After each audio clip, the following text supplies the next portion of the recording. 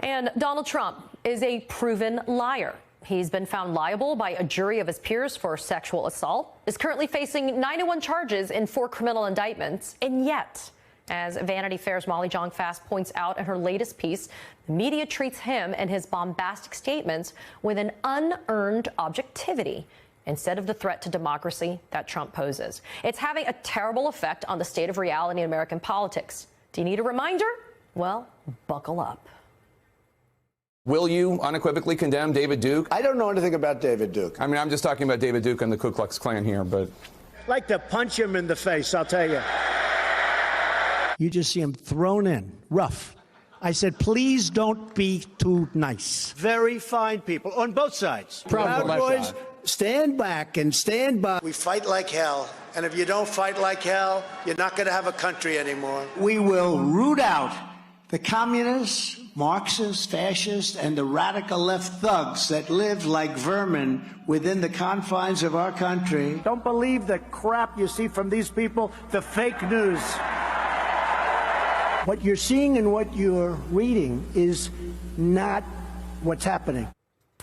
Joining me now is Vanity Fair special correspondent and host of the Fast Politics podcast, Molly Jong-Fast. Molly, you know, I hate putting Donald Trump on air in that way, but I wanted to make sure that our viewers heard. You know, that mashup, all of that sound from Donald Trump, that goes back to 2016. Yeah. 2016, 7 years ago.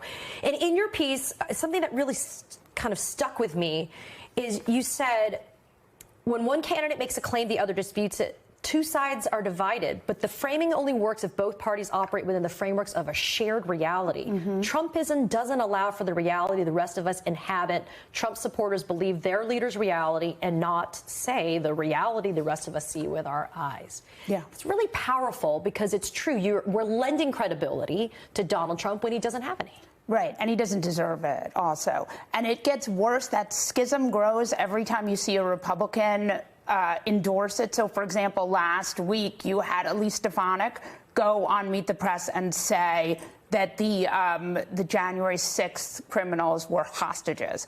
And that was a way in which she endorsed Trump's lies. And that was really dangerous because now there's a sense that these people who actually did crimes and are actually in jail are now somehow not guilty, that they are in fact hostages, and we know they are not. And so every time these Republicans go along with this Earth 2 world that Trump created, it grows the schism Republicans in the party feel between what's real and what their guy, Donald Trump, tells them is real grows. So putting aside the fact, though, that Republican Congress people, for example, are just paying homage and allegiance to their supreme leader, you also had in your piece some really very telling examples of how media has failed as well. This idea that headlines include stuff like one attack, two interpretations, Biden and Trump make both the January 6th not a political rallying cry, and perhaps the most offensive, as you called it, was from USA Today,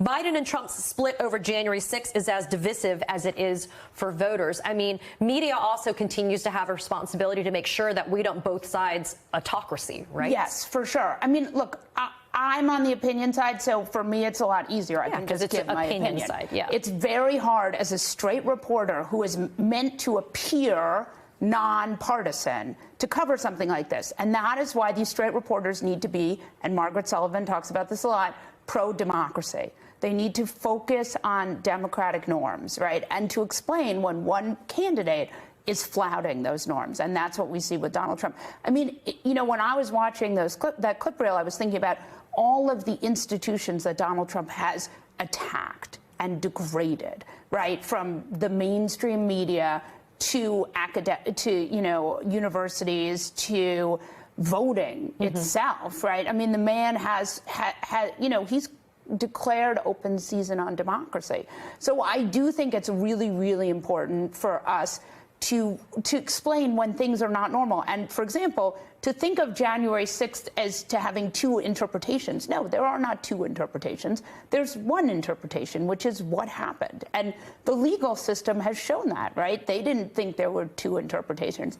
And I do think the way we got here was Trump was so enabled by Republicans who were desperate for power and for also by other people who didn't want to get in trouble, didn't want the death threats, didn't want, you go against Trump, it's very, as you and I both know, you get a lot of pushback in very scary ways.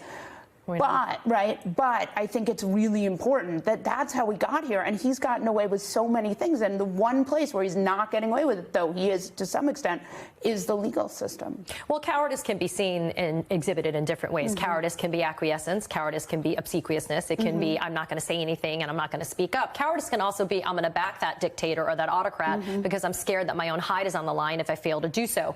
Nick Ackerman was on just right before you, and there is this case that I was talking to him about, which is the civil immunity for presidents, Nixon versus Fitzgerald. But in the Supreme Court opinion, it talks about kind of just safeguards. The idea of fear of not being able to be reelected. That's included in that opinion. The idea that Congress actually would keep a bad president in check through impeachment and other means. Does that mean then that's gone? We can't count on Congress. We can't count on the media. We can't count on the public. So now it's just the last battleground for democracy is going to be the courtroom? Well, and I think it's really important to go back to this idea because for such a long time, Trump's people have said, well, Congress is supposed to keep him in check. And then you had these Republicans, and they were too cowardly to vote to convict.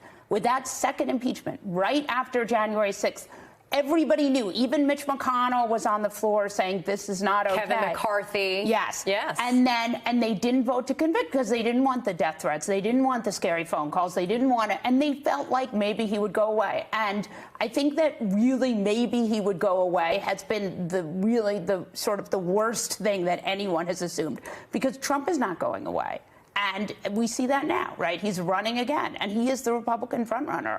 So I hope that there will be more bravery, but I'm not banking on it. And in the absence of that bravery, then we hope, as I read through your piece, that we do not both sides any of the lies. We don't both sides any of his positions that are clearly untenable. Yeah, Donald Trump is not business as usual, and you can't cover him that way.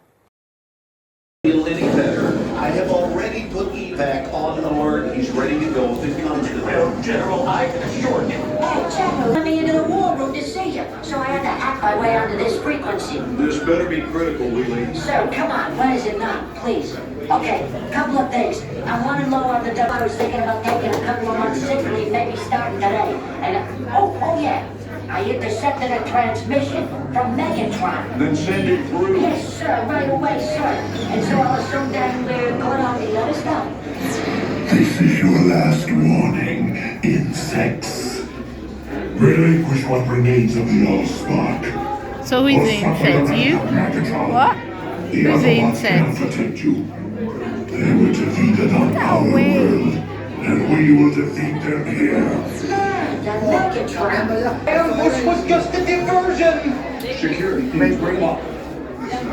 Rabbit, she's already inside. Deeds! Give me an update on that reserve. Boss readiness. What was his name? What was it? Evac, sir. Right, evac.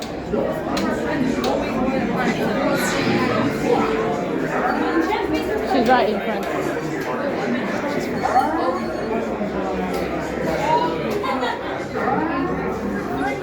We are facing a heavy, sustained attack.